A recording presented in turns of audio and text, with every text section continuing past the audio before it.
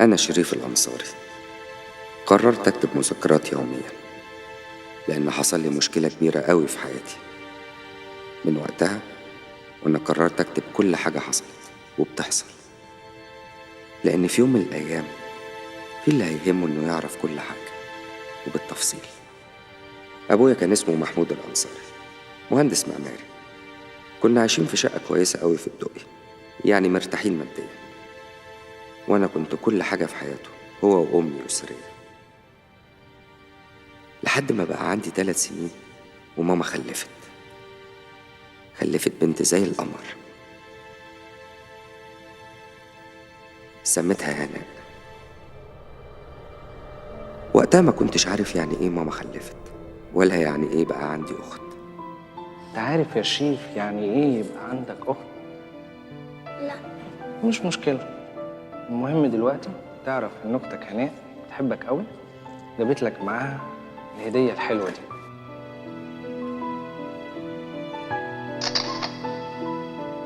ما بنساش اللحظة دي مهما كبرت. صدقت بجد ان هناء جابت لي هدية معاها. منين؟ معرفش. ازاي؟ برضو مش موضوع. المهم ان اللعبة حلوة، وهناء حلوة علشان جابت لي لعبة.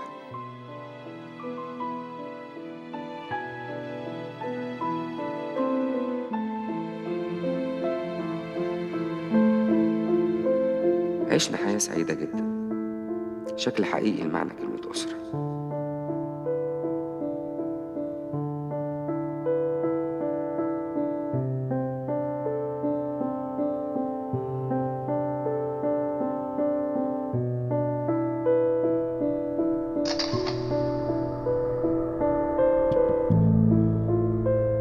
أبويا كان دايما يوصيني على هناء ويقول لي خلي بالك منها، دي مش بس أختك، دي هتبقى أمك وصديقتك وسندك في الدنيا.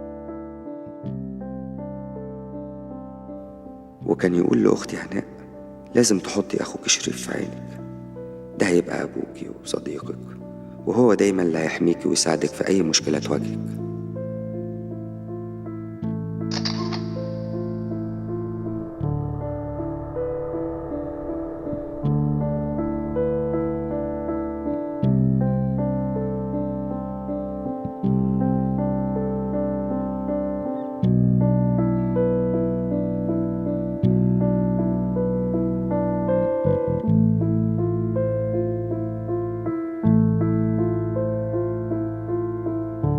أبويا وأمي عرفوا يزرعوا فيا أنا وهناء معنى كلمة الأخوة.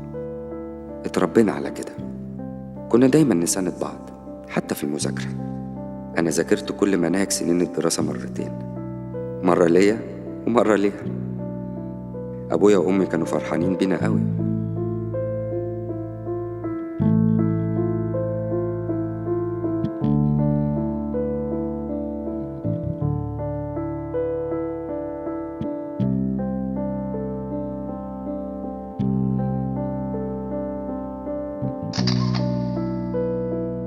بس للأسف حياتنا الحلوة دي ما استمرتش.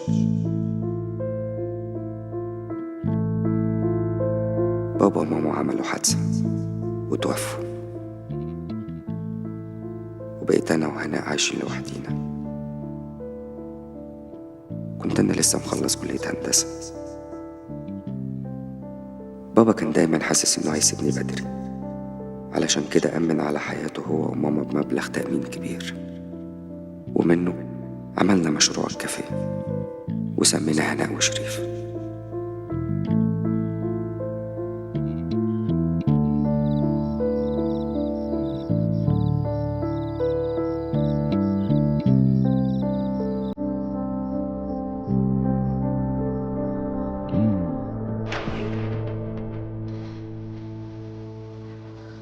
انا بالي ما تتجوزوا وانا ماسكاكوا.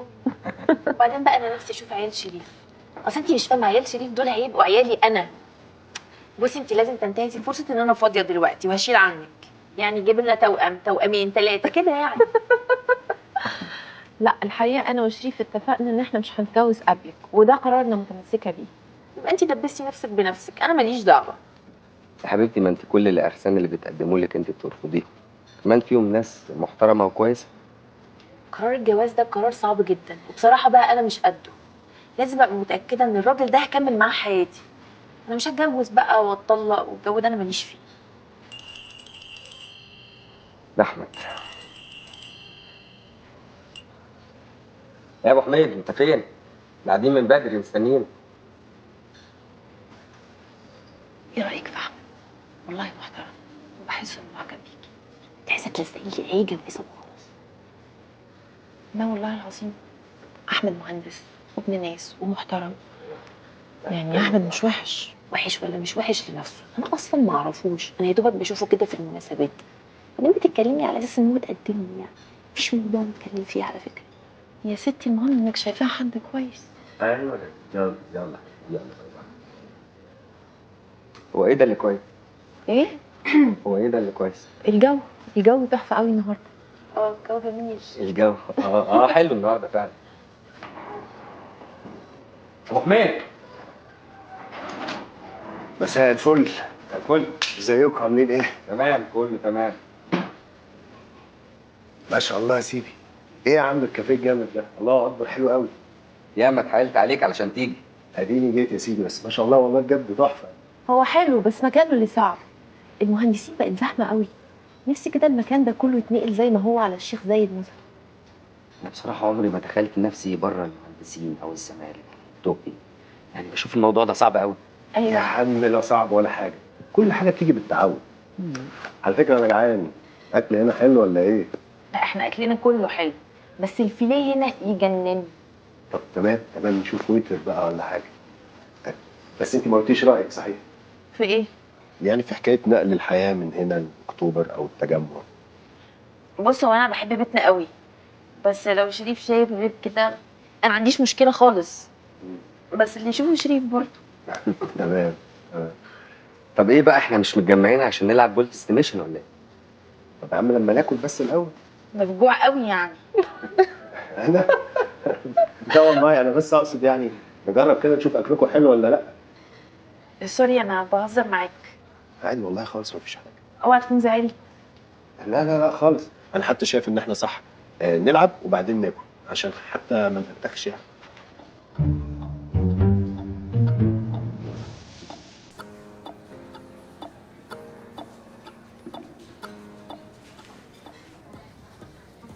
اوبا.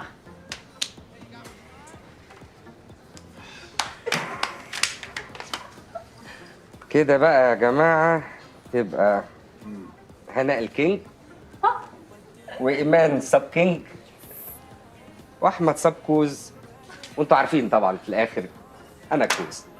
حلو قوي الكلام ده. ينفع اللي بيحصل ده؟ ايه الخيبه اللي احنا فيها دي؟ اتعلم علينا جامد بصراحه يعني. هو ده الورق، هنعمل ايه طيب؟ ما بلاش الحاجه دي. ما تعترفوا بقى ان احنا اشطر منكم بكتير وخلاص، عادي يعني.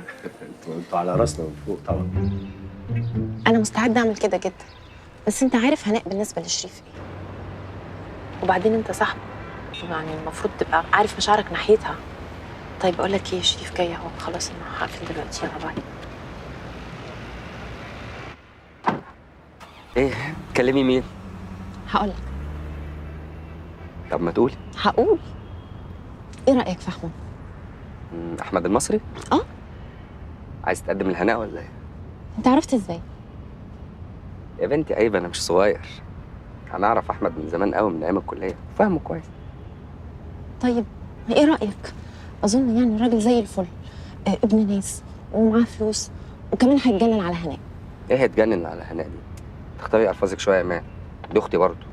يا حبيبي انا ما اقصدش، انا اقصد يعني انه عايز يتقدم ويتجوز على طول. وهناء عارفه حاجه؟ لا، قصدي يعني انا اديتها فكره بسيطه قوي امبارح واحنا قاعدين. اه على البق بتاع اصل الجو حلو قوي النهارده ده، صح؟ انت قاريني كده على طول صح؟ بص يا ايمان، هناء دي مش مجرد اختي اللي انا عايز اتجوزها عشان اتجوز، لا. دي اختي وامي وبنتي وابويا، كل دول كده في بعض. طب فاهماني؟ والله العظيم انا فاهمه وعارفه واتكلمت معاه وهو فاهم كده كويس. طب وما جاش اتكلم معايا ليه؟ خلاص بقى اتكسف منك، وصتني اكلمه. ماشي.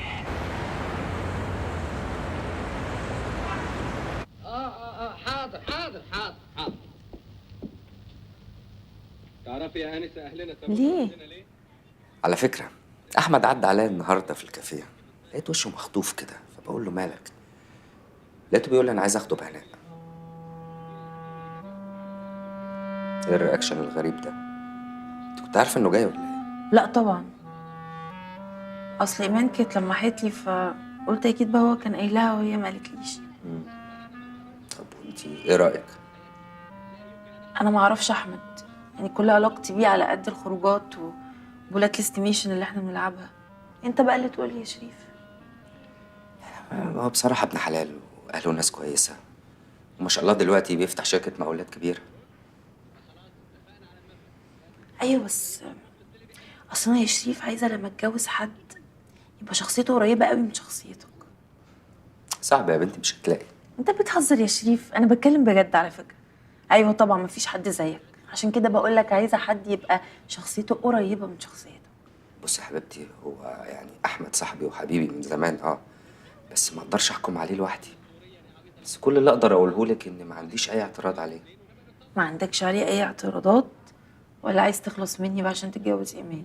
أبدا والله العظيم، أنت عارفة كويس قوي إن أنت أغلى حد عندي في الدنيا. بس يعني قولي لي، يعني نديله فرصة ولا لأ؟ مش عارفه يا شريف.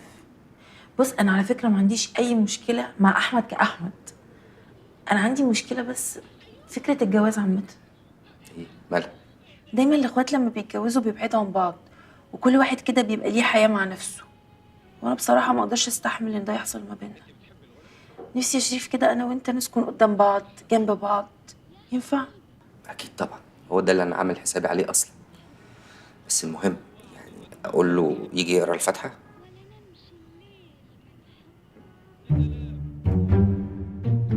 بص يا أحمد، بصراحة أنا شايف إنك لازم تخلص في الفيلا اللي جنبنا.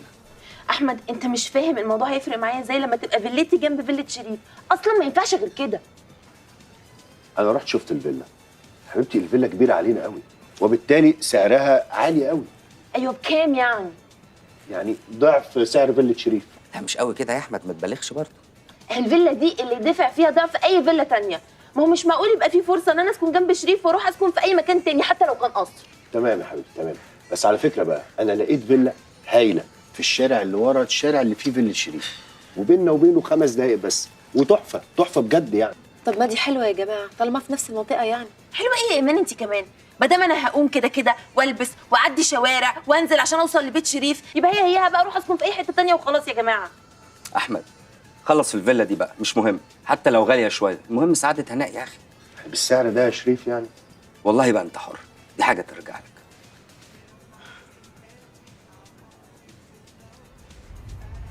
شريف انا بفكر جديا افسخ خطوبتي على احمد. عشان اللي حصل النهارده طبعا. ايوه طبعا، حاسه ان هو مش فاهم يعني ايه عيله. مجرد تفكيره ان انا ممكن اسكن في شارع وانت تسكن في شارع تاني، مع ان احنا الاتنين ممكن نسكن جنب بعض، معناه ان هو مش واصل له يعني ايه فكره ترابط عائلي، وده شيء ملاني منه جدا على فكره. عندك حق يا حبيبتي، بس بصي يا هناء، أحمد أصله مش زينا خالص. يعني مثلا عمره ما اتكلم عن أمه ولا أبوه. طب قولي دول توفوا ماشي، أخته بقى عمره ما جاب سيرتها نهائي.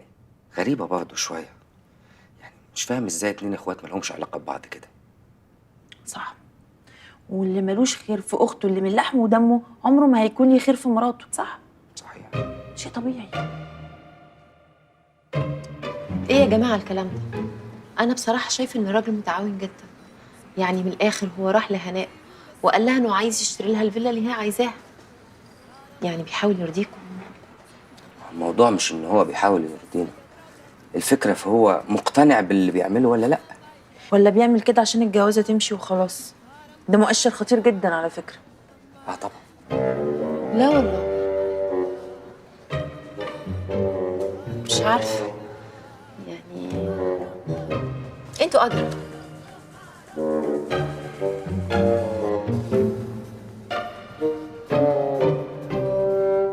يا ايمان انا والله ما عملت اي حاجه اصلا يا ستي، ما انا قلت لها حاضر، في الاخر قلت لها حاضر هشتري لك الفيلا اللي انت عايزاها. اعمل ايه تاني طيب؟ انت عارفه المشكله في ايه؟ المشكله ان هي فاهمه ان انا كاره علاقتها بشريف، وطبعا ده مش حقيقي، ده شريف ده صاحبي يعني. تمام تمام تمام صح. طيب عموما انت ظبطي الخروجه وانا تمام بالنسبه لي، جاهز في اي وقت. اوكي ماشي يا مان. اوكي.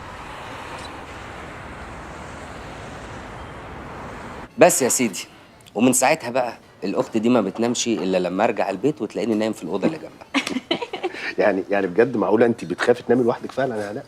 لا طبعا مش بخاف، بس انا بحس كده ان انا مطمنه وبحس بالامان لما شريف يبقى في البيت. يا بختك يا سيدي. طب تعرف بقى، انا اختي اللي عايشه في استراليا دي انا ممكن مثلا اقعد بالسنين ما اشوفهاش، بس عادي يعني الحياه ماشيه طبيعي. بصراحه ما اعرفش انتوا كده ازاي. يعني هناء دي مش بس اختي، يعني دي اختي وبنتي، ده انا اللي مربيها. وعايز اقول لك حاجه، بتفكرني بامي الله يرحمها جدا. ده انا ساعات في البيت بنادلها يا ماما. لا ما تقولش ساعات، انت بتعملها كتير قوي، اعترف. ايه ده؟ دي ايمان بتتكلم، شكلها مش لاقيه ركن. طيب انا هطلع اجيبها. ماشي اوكي. ما تتاخروش. ايوه يا حبيبتي، انا طالع لك اهو. وحشتيني بقى. احمد اوعى ايدك لحسن شريف يشوفنا. انت شكلك لسه زعلانه مني بقى ولا ايه؟ انا عايز اعرف انا عملت ايه غلط اصلا. انا مش زعلانه منك ولا حاجه، بس طبيعي ان انا اخد على خاطري منك لما الاقيك مستخسر تدفع شويه فلوس زياده علشان ابقى انا ساكنه قدام اخويا. احمد انت لو فعلا بتحبني هيبقى همك راحتي. حبيبتي انا ما كانش قصدي كده اصلا، كل الحكايه ان انا لقيت ان الفيلا كبيره زياده عن اللزوم، سعرها مبالغ فيه، قلت نشوف حاجه تانية، وبعدين في الاخر عملت ايه؟ جبت اللي انت عايزاه برضه. واصلا بقى رد فعلك هو اللي كان زياده قوي، اللي هو بقى لو ما فيش الفيلا دي خلاص نسيب بعض عادي. وفي كده انا عايز اعرف بقى، انت عندك مشاعر ناحيتي ولا لا؟ انت بتهرج يا احمد؟ يعني انا هسيب شريف واجي اعيش معاك في بيت واحد لو مفيش مشاعر من ناحيتك؟ انت اتجننت؟ بحس كده ان انت بتحبي شريف اكتر مني. ايوه وش طبعا اكيد. انا لسه عارفاك من 8 شهور، لكن شريف ده اخويا، انا وعيت على الدنيا كده لقيته، لازم احبه اكتر منك. لا لا لا، انا ابتديت اشك في قواك العقليه باللي انت بتقوله ده. فكره حاسك بتهزري، وبعدين بطلي غلاسه، مش كل حاجه اقولها تقلبيها هزار. يعني هو مش هزار قوي، نص نص. بعدين انت بتقارن نفسك بشريف ليه اصلا؟ انت حاجه وهو حاجه. اهلا اهلا. هاي يا جماعه. اهلا وسهلا. هاي يا احمد. ازيك؟ ازيك انت؟ ازيك يا حبيبتي؟ انت بقى يا استاذه بتظبطي الخروجات وتتاخري انت في الاخر؟ مش عايزه اقول لك كان عندي يوم طويل قوي في الشغل والله. بس الكلام ده مش هينفع بقى بعد الجواز. امال بيت اختك مفتوح لك ليه ولا ايه يا احمد؟ طبعا. لعلمك بقى انا بفكر جديا اسيب الشغل اول ما نتجوز. فاهم. اسكتوا، انا بجد مش مصدقه ان فرحكم قرب قوي كده، انا بجد فرحانه. ربنا يخليك يا ايمي، عقبالكم ان شاء الله. انت طيب قوي يا احمد، انت فاكرها مبسوطه عشان انا وانت هنتجوز؟ دي مبسوطه عشان احنا اول ما هنتجوز هي هتحصلنا على طول. طب وفيها ايه يعني؟ ما اخوكي كمان عايز يتجوز ولا ايه؟ طبعا، يلا حبيبتي.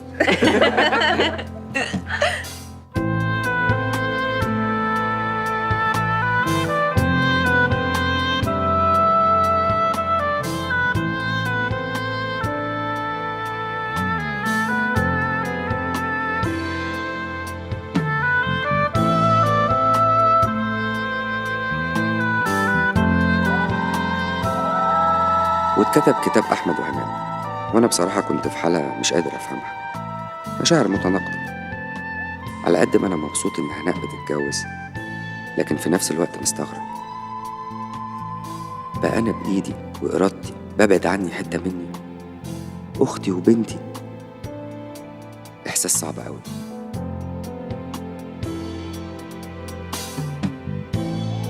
لدرجة إني اتغصت من أحمد وإيمان اللي كانوا فرحانين أوي. بقيت شايفهم كأنهم وحوش، وعايزين يفرقوا بيني وبين أقرب الناس ليا، أختي هناء.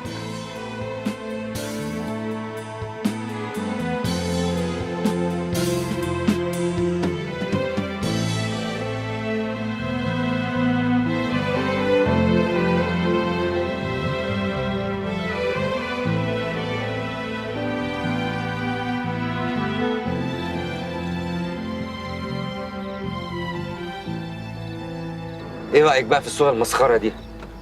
ايه ده؟ مين دي؟ دي كان اسمها طنط ايه؟ طنط سعدية. ايوه طنط سعديه، بايناها هي ولا لا؟ دي شكلها كبر قوي لا. قوي يا شريف. هي واللي جنبها ده انكل صلاح؟ هو أنكل صلاح. فاكره لما كنت صلاح ده لما كان بيعضني في ايدي ويقول لي انا بعمل لك ساعه؟ وكان يطلع يجري ورايا يا احمد، بيبقى عايز يعمل لي نفس الساعه وانا اهرب. شفت بقى الصوره المسخره دي؟ طب بقول لك ايه ما تيجي تفضل معانا جوه بقى. لا اتفضل ايه بقى، مش هينفع النهارده، يعني النهارده ليله دخلتكم كده. لا تعالى معانا شويه يا شريف، في ايه؟ هو انت ما صدقت تخلص مني ولا ايه؟ يا معلم تعالى خش شويه. خلاص يا جماعه خلوها بكره بقى ان شاء الله. هو انا هتحايل عليك ولا ايه يا شريف؟ خلاص بقى يا حبيبي، خلاص سيبيه براحته، بس هو اكيد تعبان ومرهق وكده. انا فعلا تعبان ومرهق. يلا اوكي، تصبح على خير. لا ثانيه يا احمد، شريف انا زعلانه منك بجد. ايه يا حبيبتي؟ طيب خلاص ربع ساعه كده عشان بس انا ما نزعلش. تمام. يلا هو ده. ايوه يا شريف. يلا يا جماعه. منور يا شريف. مبروك يا معلم. مبروك عليك يا حبيبي. مبروك علينا كلنا. تشرب شاي؟ ولا بلاش شاي؟ يعني انا بقول تشرب اورنج، بس الشاي بيسهر يعني. بص لو كوبايه شاي كده بالنعناع ابقى زي الفل. تمام ماشي اوكي. احمد حبيبي، يا معلم. حبيبي ممكن بعد اذنك تعمل له انت الشاي، لانه انا مش واخده على الفيلا خالص وما دخلتش مطبخ هنا ولا مره، تخيل. طبعا يا حبيبتي، انا اللي هعمل الشاي. انت النهارده مش هتعملي اي حاجه، انا اللي هعمل كل حاجه. طب بعد اذنك يا شريف. اتفضل. هو يقصد ايه؟ على ايه؟ ان هو النهارده هيعمل كل حاجه. عايز يريحني. شريف احمد طلع بيحبني قوي بجد. بس مش اكتر مني. ايوه طبعا. مبسوطه يا حبيبتي؟ مش عارفه يا شريف، مش عارفه، حاسه كده ان انا مخضوضه ووضع كده كله غريب بالنسبه لي، والفيلا كمان مش متعوده عليها. بس اكتر حاجه بجد مضايقاني ان دي اول مره في حياتي ابات من غير ما تبقى معايا في نفس البيت. عمرها ما حصلت من يوم ما اتولدت.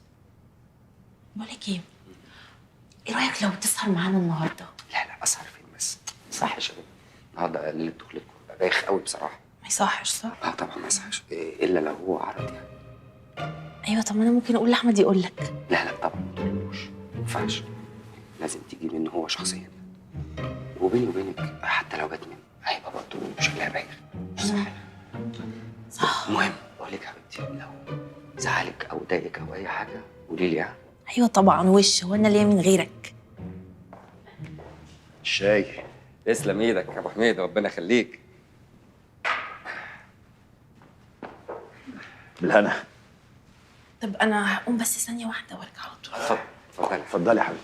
بس اخش الاوضه دقيقه، مش هتاخر عليكوا على ها؟ مهلك والنبي. لا ما تقلقش. خلي بالك من السلمه بس. اوكي ابو حميد جميله. مش هوصيك على ايه؟ على هناء. هيكون على ايه يا اخي؟ جرايه يا شريف، معقول قد كده انت ما بتثقش فيا؟ دي المره ال20 النهارده اللي توصيني عليها يا راجل. ازاي ما بثقش فيك؟ ده انا مجوزك اختي يا راجل. بص بس عايز اقول لك حاجه، هناء دي اصلها حساسه ورقيقه. طبعا. يعني عايزك تتعامل معاها من المنطلق ده. تمام. حساسه ورقيقه. هناء ايه يا احمد؟ هناء حساسه ورقيقه. الله ينور عليك. اوعى تضايق يا احمد. لا اوعى مستحيل مستحيل. حبيبي ما تشرب الشاي بقى. مش سخن. ما انت ممكن تنفخ فيه. صح. واخبار ايمان ايه بقى؟ والله تمام، خلاص بقى الدور جه عليها، عايزه تتجوز. طبعا. بس بصراحه فرحكم كان تحفه النهارده. كان حلو قوي. يلا عقبالكم. انا جيت، بتقولوا ايه من ورايا ها؟ تعالى يا حبيبتي، الفستان مضايقني قوي. كنا بنقول ان فرحكم كان تحفه. بقول لكم هنا اعمل لكم مفاجاه بقى، بس دي نهايه الفرح. الله يا شريك، بسرعه كده في نفس الليله؟ امال ايه؟ ما انا الشركه اللي جبتها دي بتمنتج في نفس اليوم، عشان كده غاليه شويه. عايزين نتفرج عليه بقى. ايوه يلا. امتى؟ دلوقتي؟ لا دلوقتي مش هينفع، دلوقتي مش هينفع للاسف. انا اصل انا وصلات الDVD عندي لسه ما وصلتهاش. بص عليك يا احمد، انا عايز اشوفه دلوقتي حالا نتصرف. حبيبتي الوصلات، مشكله في الوصلات بس. هي فين الوصلات دي؟ انا هركبها لك في ثانيه. ايوه هناك. يلا يا شريف.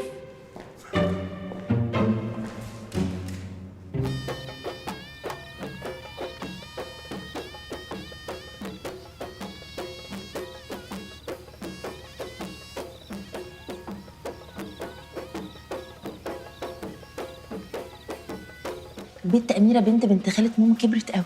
هي فين دي؟ هي دي اللي لابسة فستان أحمر. يا لو ما عرفتهاش والله، بقالنا كتير ما شفناهاش. بس 8 سنين مثلا. هفتكرها ازاي دي؟ بس بصراحه انت كنت زي القمر النهارده. اما رايح. حبيبي يا شريف. بس يا ابو حميد الفرح النهارده كان ده نام احمد. لا لا لا استنى. انا بصراحه محرج منه جدا. محرج ليه؟ هو انت اللي كنت نيمته؟ ما احنا قاعدين بنتفرج ومبسوطين. وبعدين الصراحه بقى يا شريف قله ذوق ان هو ينام وانت قاعد. بيني وبينك قله الذوق دي ان انا قاعد لحد دلوقتي يعني. احنا اوفر قوي. بصي يعني انا لو ما امشي بالراحه في هدوء كده وانت بعد كده ابقي صحيه ها. ماشي. ولو عوزت اي حاجه اي حاجه يا حبيبتي تكلميني على طول. حاضر. ماشي. تصبح على خير يا حبيبتي. اطمن قاله محمد رسول الله. سوق بالراحه. لما توصل البيت ابعت لي واتساب. حاضر.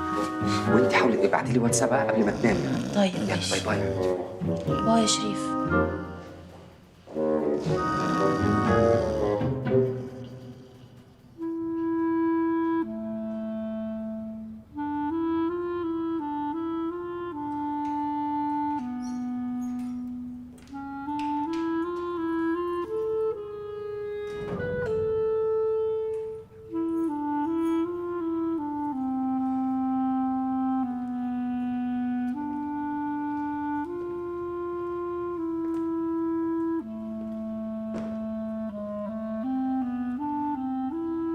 الليلة دي ما عرفتش أنام أبدا.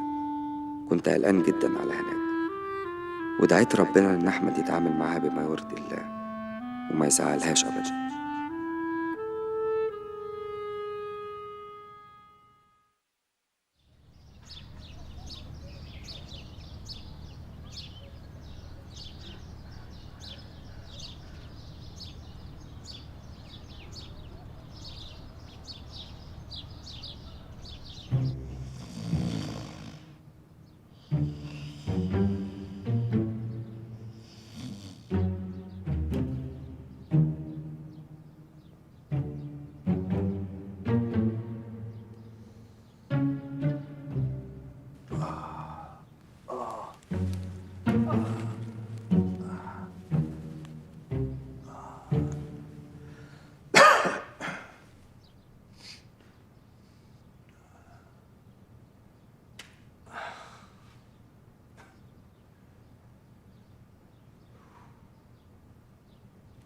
معلش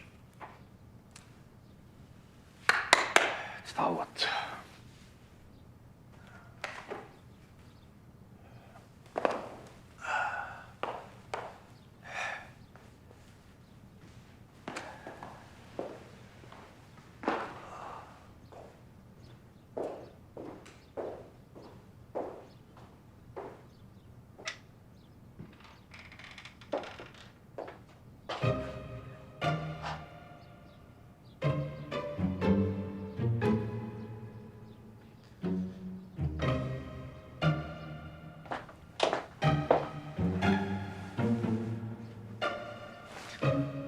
هناء حبيبتي اصحى هناء.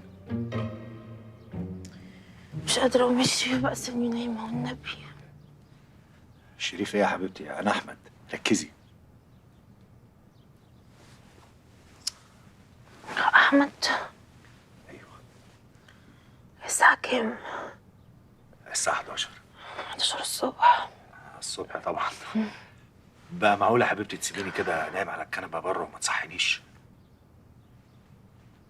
لا ده انا حاولت اصحيك، ده انا حاولت اصحيك كتير قوي كمان، بس انت ما كنتش بتصحى. وانت كنت نايم خالص لدرجه ان انا افتكرت ان انت مت وقلت لي الحظ الاسود ده. بعد شر عليك طبعا. وبعدين ما اطمنتش غير لما قربت منك ولقيتك بتتنفس، ساعتها بقى قلت اسيبك تنام. الحمد لله. طب الشقه بقى ايه؟ اسكتي. مش امبارح كان المفروض تبقى ليله دخلتنا؟ ما انت اللي نمت بقى. شوف ازاي.